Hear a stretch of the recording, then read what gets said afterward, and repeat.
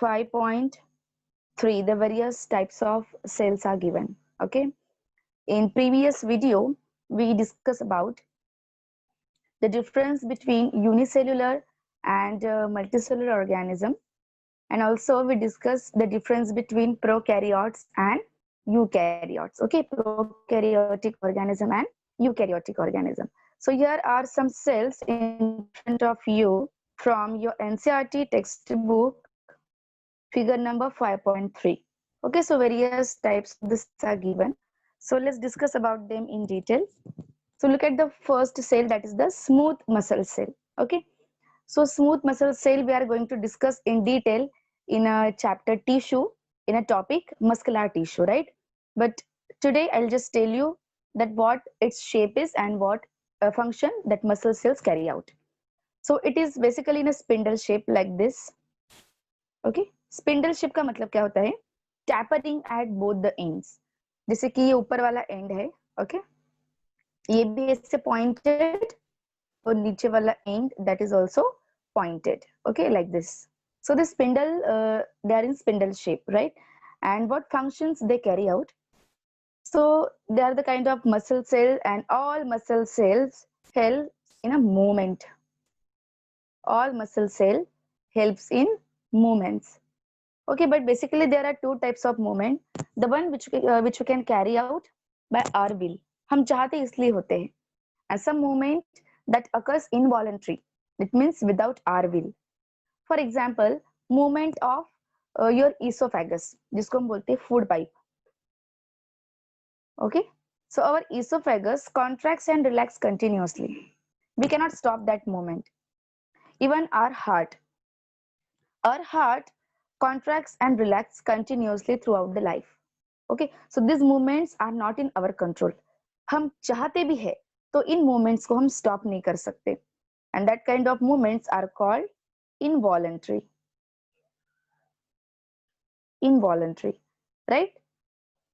But उसमें से भी हार्ट के मूवमेंट्स अगर हम छोड़ देते हैं तो बाकी के हमारे इंटरनल ऑर्गन्स के जो मूवमेंट्स है that are carried out by smooth muscle, like movement of the alimentary canal. As the food enters through our throat, it passes through the food pipe by the movement of smooth muscle. Then our whole alimentary canal perform this kind of movement, right? So this is the movement carried out by smooth muscle. Second location I'll tell you is the iris of eyes. Iris of your eyes. Okay, जैसे कि मैं आपको draw करके बताती हूँ ये exactly कहाँ पर होते हैं आपके आईज में. फॉर एग्जाम्पल इस तरीके से आपके आई का स्ट्रक्चर है, राइट?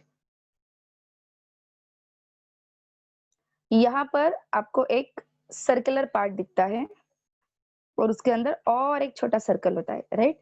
सो छोटा सर्कल जो है वो तो एक होल है, that is called प्यूपिल. Okay, but surrounding of that pupil have the muscles. Here I am drawing with a black color. So these lines are nothing but the iris. Okay, ये iris के muscles है. ये part को हम क्या बोलते हैं जो ब्लैक कलर से ड्रॉ किया है? iris.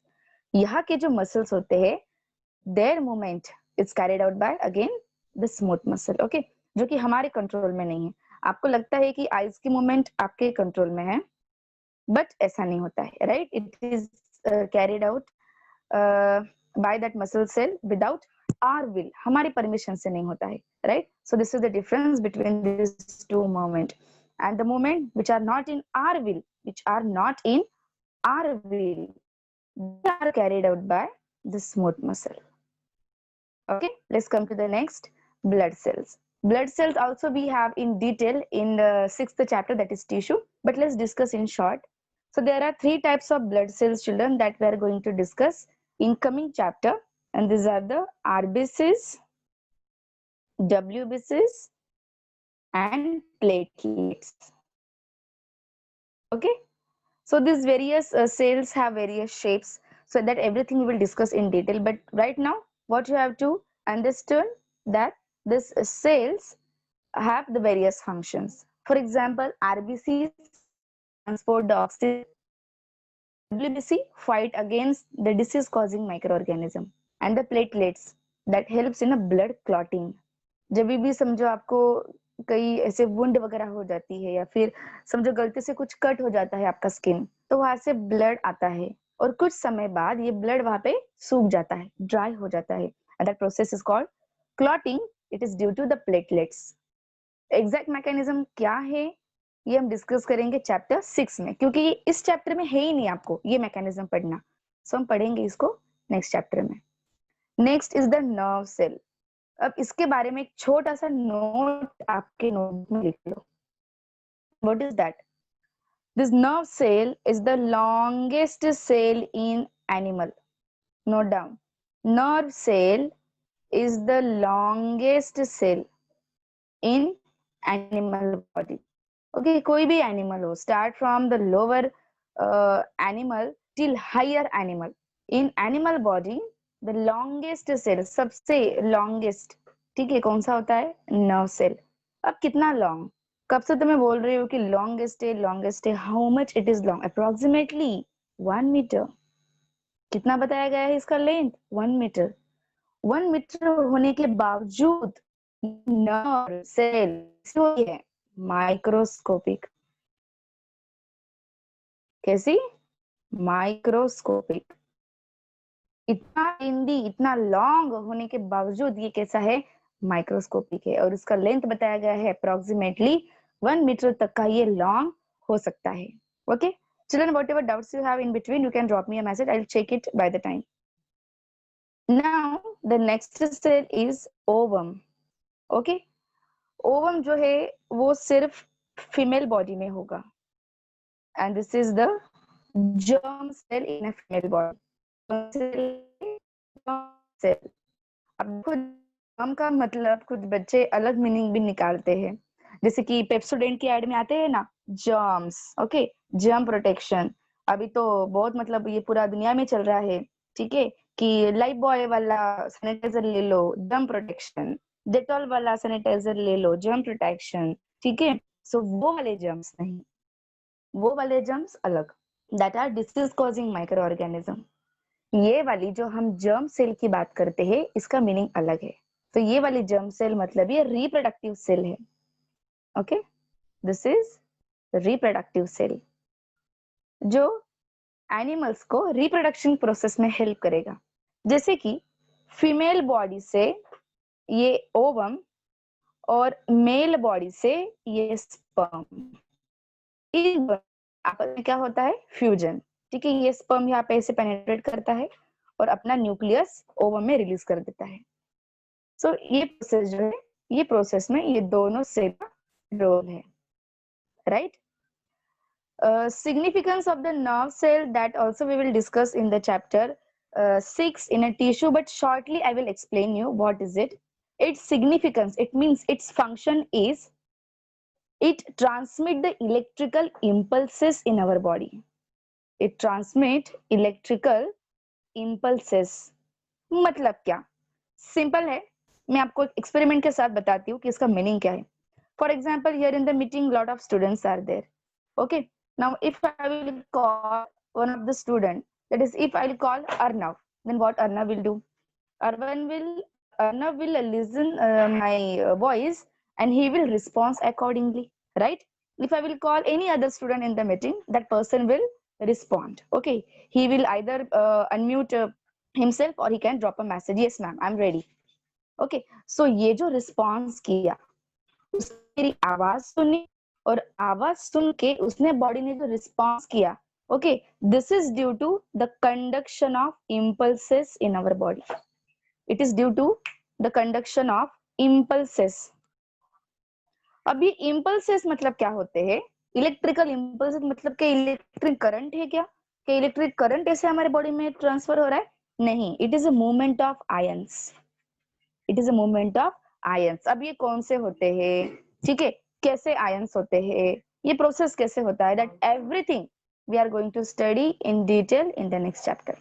अभी आपको सिर्फ वेरियस टाइप्स ऑफ सेल्स पढ़ने हैं, जस्ट इन शॉर्ट। ओके, अभी यहाँ पे स्टूडेंट पूछ रहा है कि व्हाट इज कंडक्शन। कंडक्शन का मतलब होता है ट्रांसफर, यहाँ से यहाँ जाना।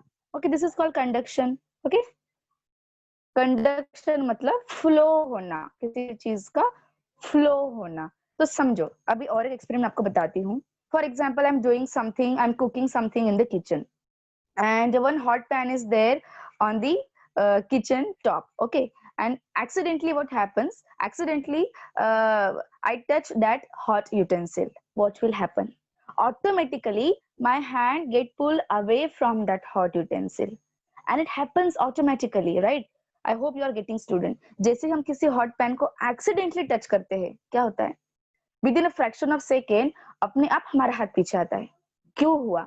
क्योंकि वो जो हॉट पैन है वो कैसा है, वो हॉट है, और अगर हम उसको टच करके रखेंगे तो हमारी स्किन बर्न हो सकती है। तो ये सारा मैकेनिज्म हमारी बॉडी को पता है, तो हमारी बॉडी अकॉर्डिंगली रिस्पॉन्स करेगी। जैसे ही हमारा हाथ उसको टच होगा, ये नर्व सेल्स हमारे ब्रेन तक एक मैसेज पहुंचाएंगे कि the pan is hot, the utensil is hot.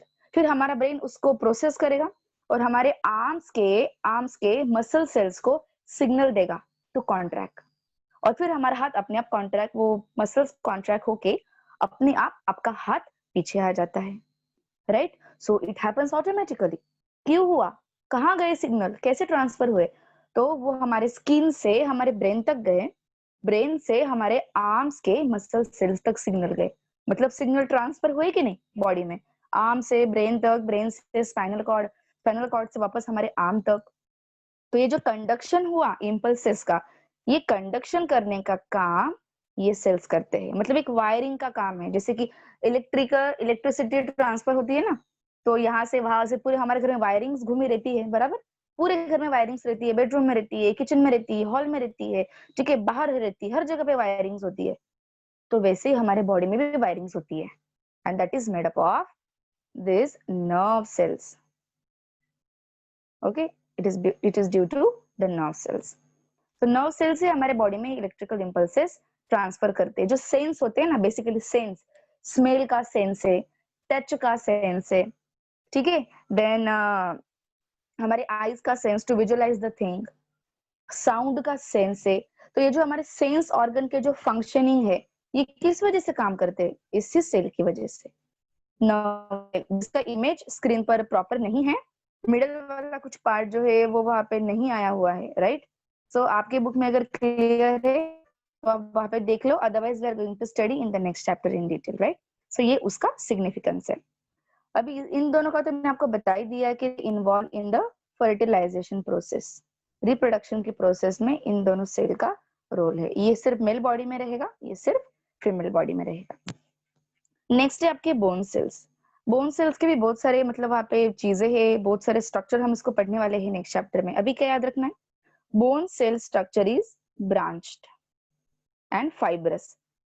कैसे? इसका जो आउटर पार्ट है दैट इज प्लाज्मा मेम्ब्रेन, कैसा है? फाइब्रस है। ऐसे फाइबर फाइबर दिख रहे हैं आपको, ब्रांच्ड है। ऐसा सीधा नहीं है कि हाँ भाई सिंपल ऐसे सेल है, ऐसा नहीं है, ऐसा है ब्रांच्ड, लाइक बहुत सारे ब्रांचेस आप वहां पर देख सकते हैं।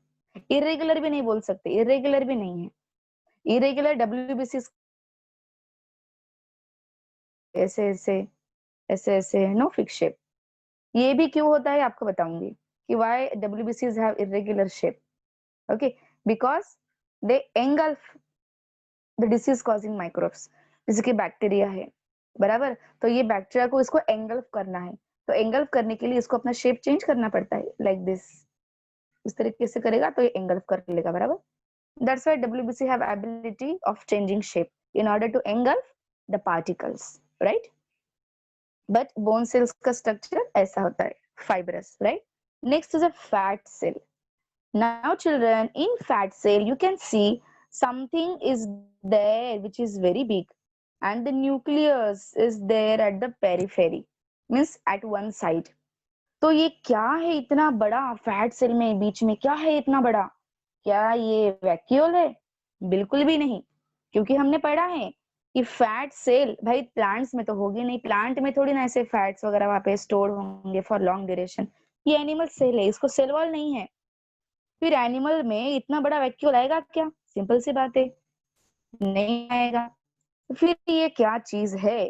तो ये है स्टोर्ड फैट ग्लोब्यूल। क्या है ये? फैट ग्लोब्यूल है, मतलब एक बड़ा सा फैट का वहां पे स्टोरेज है, फैट स्टोर्ड है सारे, और ये फैट्स वहां पे स्टोर होने चाहिए, इसलिए वहां पे स्पेस चाहिए, इसीलिए बेचारा nucleus is at the periphery. जब इसमें फैट जमा होते जाएंगे सो न्यूक्लियस अपने आप साइड में पुश होता जाएगा। ओके, सो फैट सेल का स्ट्रक्चर इस तरीके से है, which is quite different. So what I want to tell you here children, the animal body is made up of various types of cells, and this various cells performs various functions. As I discussed with you, the muscles perform movement, blood cells have the various function, RBCs carries oxygen, WBC fight against the disease causing microorganism, platelet helps in a blood clotting, nerve cell helps in a conduction of impulses in our body, ovum and sperm helps in a reproduction, bone cell provide structural strength, okay, it forms the framework inside our body, right? And fat cells provides insulation, fat cells provide insulation. Insulation मतलब क्या पता है? Insulation का मतलब है simple protection, बराबर। हमारे body का टेम्परेचर मेंटेन होता है ना हमारी स्किन के ऊपर, ये फैट सेल का पूरा कोटिंग है, जिसकी वजह से टेम्परेचर कांस्टेंट मेंटेन होने में हेल्प होती है। दूसरा फंक्शन फैट सेल का, चलो भाई अगर हम कहीं चले गए जंगल में है ना, और हमको 8 दिन खाना ही नहीं मिला, खाने को बहुत घटिया सिचुएशन आ गई, खाना नहीं है खाने को, कुछ भी नहीं है खाने को, ऐसे जगह पे फंस गए, किसी ने किडनैप कर लिया आपको, ठीक है, खाना खाने के लिए कुछ नहीं है, कुछ नहीं दिया, 8 दिन खाना खाने, क्या होगा? क्या हम मर जाएंगे 8 दिन में? नहीं। क्यों नहीं? कहाँ से आएगी एनर्जी 8 दिन जिंदा रहने के लिए? हमारी आंखों को पलके झपकने के लिए कहाँ से एनर्जी आएगी? हमारा हार्ट कंटिन्यूअसली बीट कर रहा है, कहाँ से एनर्जी मिल रही है उसको? कहाँ से एटीपीज आ रहे हैं? बॉडी में सारे मेटाबॉलिज्म चल रहे हैं, 8 दिन से खाना नहीं है, फिर भी मैकेनिज्म चल रहे हैं बॉडी के, माय गॉड, कहाँ से एनर्जी आ रही है? तो ये जो एनर्जी आ रही है it is from the fat stored inside the fat cell. Fat cell में जो भी फैट ग्लोब्यूल्स स्टोर्ड है इनका बर्निंग होता है, this they undergoes oxidation in our cell and that produces energy। कब? कभी भी क्या, अभी भी खाना हो रहा है हमारे रोज टाइम पे, मतलब भरपेट खाना खा रहे तभी भी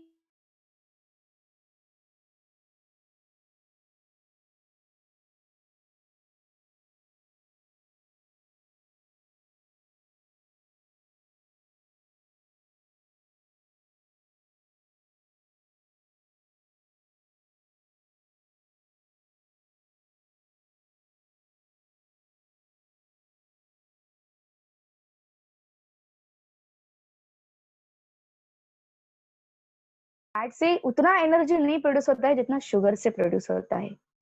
सो ये एक प्रॉब्लम यहाँ पर हो सकता है, right? So these are the significance of all these cells, and these various cells, look at their structure children, they are means different in structure and the different functions they perform, okay? Then one student is asking that why could we fall ill then? We fall ill because of the infection that we suffer, okay? Many times continuously we get exposed to the number of microorganisms like common cold microorganism like viruses, bacteria, okay, and that's why we fall sick, okay? This is the reason. But why do we feel weak? Why do we feel weak? Because of the less energy production. If you don't eat food for a few days, definitely you are going to feel weakness due to less ATPs in our body. This is the thing, okay children? So I hope you understood this cells and their significance very well. So anyway, we are going to discuss all these cells in detail in the next chapter. But here, why the cells are given here in this chapter? What is the importance of giving this particular image in this chapter? Because they want to aware you that your body, the animal body, is made up of the various cells, various different kind of cells. Our body is not formed from the single type of cell. At various location, the different kinds of cells are there. And these different cells carry out same function? No, the various cells carry out various functions in our body, and this mechanism is called, can anyone guess? It is called division of labor. Okay, this is called division of labor. That is, the various cells, the various organs in our body performs various functions. Okay, so I hope children you understood the meaning of division of labor very well. Okay, let's go for the next topic. So here what is given in the big paragraph, my god, what is written here, कितना बड़ा paragraph है, कौन पढ़ेगा? बच्चों को मतलब ऐसे tension आ जाता है, बिल्कुल टेंशन लेना नहीं. What is given in this big paragraph? जो अभी मैंने आपको बताया, that is division of labor. Okay, so the various types of cells are there in our body that perform the various functions. Okay, so the same concept is given here in this paragraph. You can read it afterwards. If you have any doubt, you can drop me a message, right? So let's begin with the next topic. But before this, we have some block questions here. Let's see. Who discovered sail and how? Okay, so who discovered sail? Robert Hooke in 1665. And how? How he discovered? He took a thin slice from the bark, okay, bark of the tree, and he observed that thin slice under his microscope. And what he discovered? He came to know that the bark of the tree is made up of small hexagonal blocks. And what name he gave to that blocks? He gave name cell. Cell means the compartments. Okay. Next question. Why is the cell called structural and functional unit of life? क्यों बोला जाता है cell को कि वो life का, कोई भी लिविंग ऑर्गेनिज्म हो उसके लाइफ का एक स्ट्रक्चरल यूनिट है? स्ट्रक्चरल क्यों बोला गया है? Because yes, the cell only gives out the structure to a particular living organism. हम किससे बने हैं? हमारा ये पूरा बिल्डिंग ब्लॉक है. हमारी बॉडी पूरी की पूरी सेल से बनी हुई है. फिर वो फ्लूइड पार्ट हो या रिजिड, जैसे कि फ्लूइड मतलब ब्लड हो, रिजिड मतलब बोन हो, या फ्लेक्सिबल पार्ट लाइक स्किन है, मसल्स है, टिश्यूज है, right? Everything is made up of the cell only. And why it is called functional? Because the particular cell carry out the particular function in living organism. जैसे कि हमने various cells discuss किए, so this each and every cell carry out a particular function. Without function they are not there in our body. कुछ तो काम है उनका, इसलिए तो बॉडी के अंदर है. And of course these cells together carry out the function for that whole organism, right? And this is the reason they are called the functional unit of life. It's too simple. Okay, let's go for the next topic. What is a cell made up of? What is the structural organization of the cell? भाई ये cell कब से बात तो कर रहे हैं, but ये है कैसी, कैसे दिखती है और क्या है इसके अंदर, थोड़ा कंफ्यूजन है. बराबर, क्या होता इसके अंदर, कैसे होगा, जरा देखते हैं. सो देख लो जरा, इस तरीके से आपको दिखती है सेल.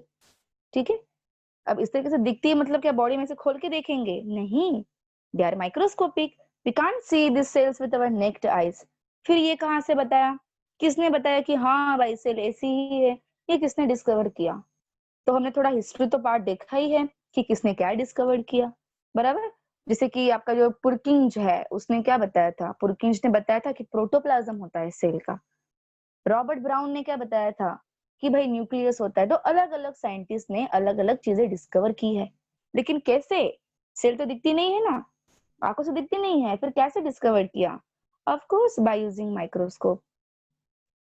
बट माइक्रोस्कोप तो 100x तक ही मैग्नीफाई करता है, और ये ऑर्गेनल्स तो बहुत छोटे छोटे हैं. फिर वो कैसे दिख गए, उनका शेप कैसे दिख गया? So this can be achieve by using electron microscope. Okay, this can be achieved by electron microscope. Electron microscope से हम नैनो साइज वाली भी चीजें देख सकते हैं. नैनोमीटर मतलब कितना बताओ आपको? 1 nanometer is equal to 10⁻⁹ meter. इतनी स्मॉल चीजें भी हम ढूंढ लेंगे बाय यूजिंग इलेक्ट्रॉन माइक्रोस्कोप. ठीक है, सो ये तो यहाँ पे दिख रहा है सेल में कि हाँ भाई सेल ऐसी है. ठीक है, बट हम इसके each and every organelles detail में स्टडी करेंगे. अब ये है आपकी प्लांट सेल, थोड़ी सी अलग है एनिमल सेल से. डिफरेंस भी आपको अच्छे से पता है, ये तो रिवीजन लेक्चर चल रहे हैं, राइट, ऑलरेडी आप पढ़ चुके हो, but then too we will discuss each and everything in detail, right? So children, basically cell, okay, whether it is plant cell or animal cell, the cells are made up of three main components. Okay, they are made up of three main components. The first is plasma membrane.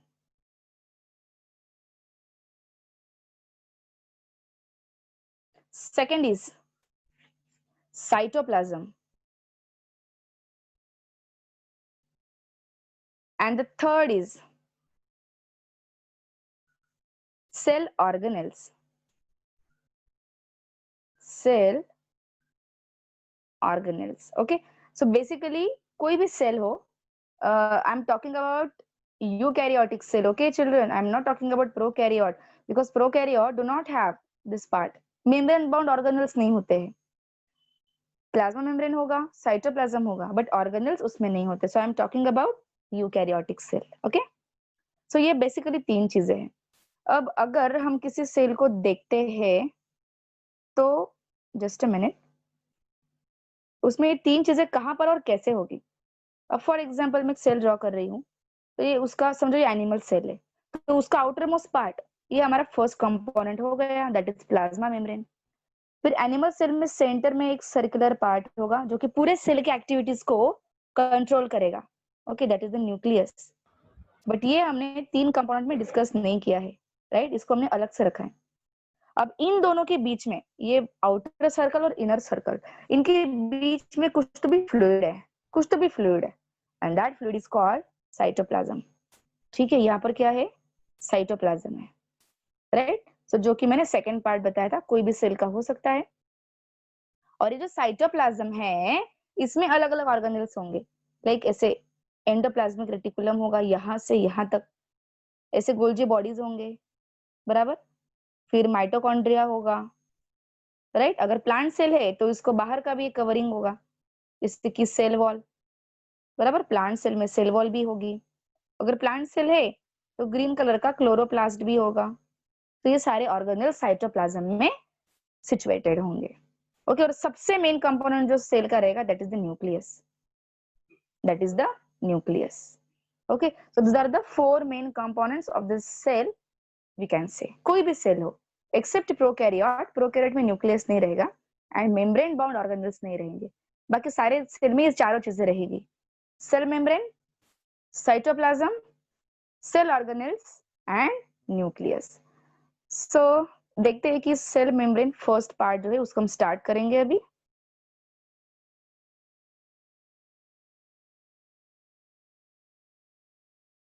Okay, सो यहाँ पे आप देख सकते हैं कि this is the highly magnified diagram of the plasma membrane. जैसे कि ये सेल है, तो इस सेल का जो आउटर मोस्ट कवरिंग है ना student, that is the plasma membrane. अब इस प्लाज्मा मेम्ब्रेन को अगर मैं जूम करती हूँ, इतने वाले पोर्शन को अगर मैं जूम करूंगी तो मुझे कुछ तो भी इस तरीके का स्ट्रक्चर दिखेगा. अभी सिर्फ देख लो, ठीक है, कल हम इसके बारे में डिस्कस करेंगे in detail, right. So today I just want to aware you that how it look like, its structure and function in detail.